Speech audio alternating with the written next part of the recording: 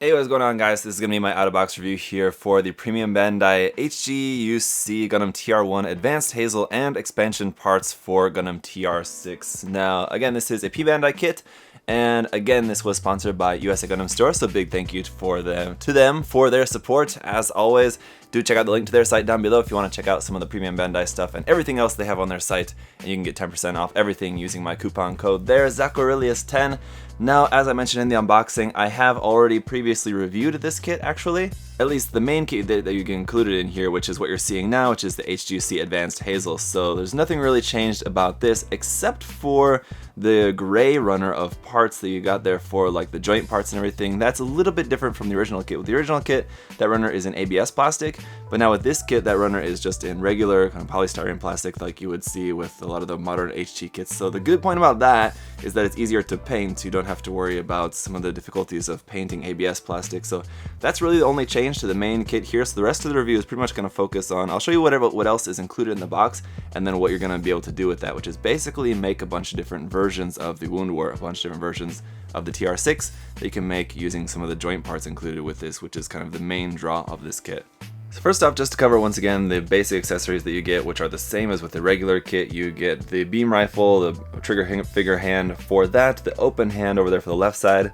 You also have the beam saber holding hand and the beam saber effect part for the beam saber handle, which is stored up here on the backpack. You have a set of left and right holding hands. These have the white backing though instead of the blue one, the dark blue ones there. You can swap those though if you'd like.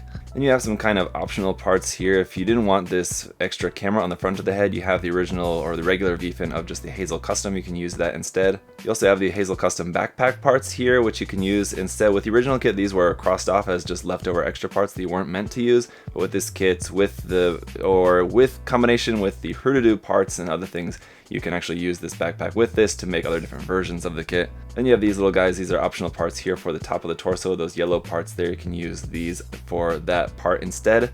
So that is it for just the base kits. Now what you get new with this kit as well here is of course this nice sheet of Waterslide decals. So here's a look at those. You can see you've got some really nice Titan Test Team logos there in white and black, and then some of the really cool designs there as well. Some multicolor printed Waterslide decals there, and look really nice. These are going to look really good on the painted kit. And then again, the main reason to get this kit is this set of connectors. Now I just want to say the main thing here is that I really think hope, or just, I don't know, my assessment is that these should have been connected as a runner in with the Woundwort, because these are meant to be used with the Woundwort and for making different versions of the Woundwort. So I understand Bandai wanted to make some money reselling old kits, you know, obviously that's their priority, is to make money, but it really just makes a whole lot more sense for these parts to have been included with the Woundwort or the Hazel 2, the other version of the Woundwort, which did also recently come out as well. So it's a shame that they didn't,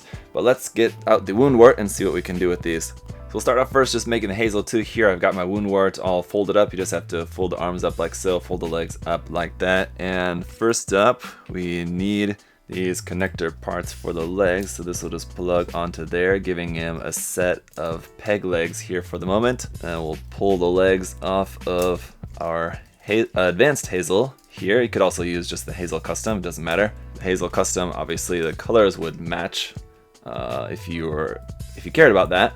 So those just plug onto there like so. He's getting pretty tall now. Then we can also use the arms as well. These connector pieces will just plug on here onto the arm like that, and then you just got your basic 3mm peg to plug on your arms. Now the manual also shows you to use this with the Gaplant. I don't have a regular Gaplant. I have the Advanced Zeta version, the Gaplant Haru, which we'll try out here in a moment, but just for the time being we'll just take a look at this version of him here.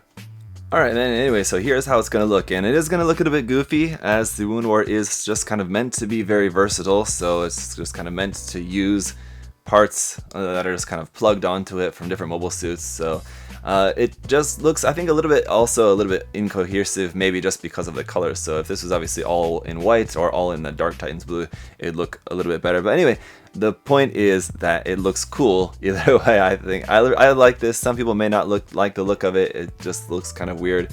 But this is just one version. Basically, for the rest of this video, I'll show you some other different versions that you can make with this just based on what I have on hand. In the manual they show that the other set of leg connectors are for the Mara size legs, which I do have, I'll show you here, and the other set of arm connectors are for the HG ZakuAurelius, strangely enough, which I don't have here on hand, but I think those could probably be used for some other different HGUC kits similar to the ZakuAurelius that came out around the same time. I think they probably have the same size of joint for that. Basically, it's just a larger diameter peg rather than the standard 3mm peg size that we're using. And the other set of arm connectors are just a set of 4.5mm just kind of ball joint sockets.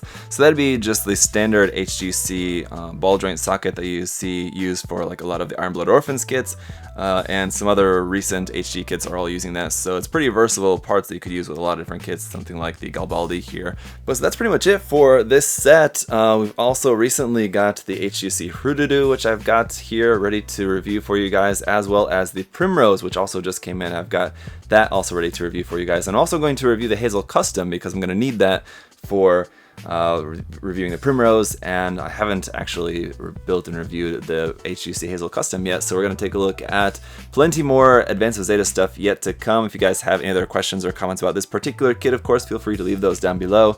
Got a lot more cool stuff to look at, so I'll be sharing that with you guys in the near future. Thank you all so much for watching again. Big thank you to USA Gundam Store, of course, for their support as well, and I'll see you guys next time. Bye bye.